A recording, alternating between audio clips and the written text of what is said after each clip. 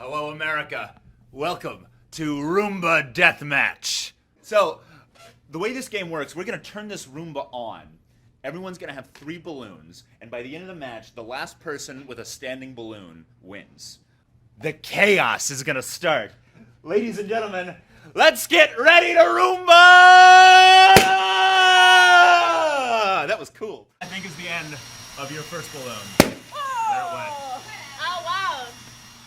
Oh, it's collected Katie's head. And Siobhan has put my head also on the Roomba.